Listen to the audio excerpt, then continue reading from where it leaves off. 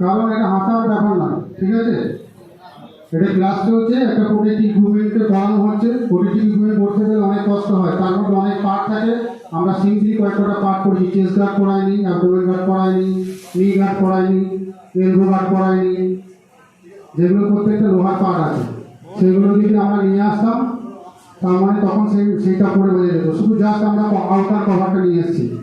Liquid garment থাকে এর মধ্যে একটা, মানুষের শরীরটাকে ঠান্ডা করার জন্য একটা লিকুইড সার্কুলেশন চালু করা হয়। তার আগে ওটা পড়ানো হয় প্রথম, ওই বংশুদ পড়ানোর আগে অনেক কিছু পড়ানো হয়, যেগুলো তোমার বন্ধুর কাছ থেকে তোমরা শুনে নেবে।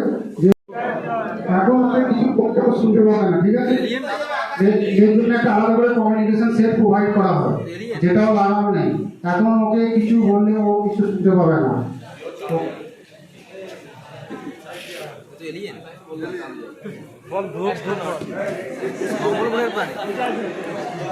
লম্বা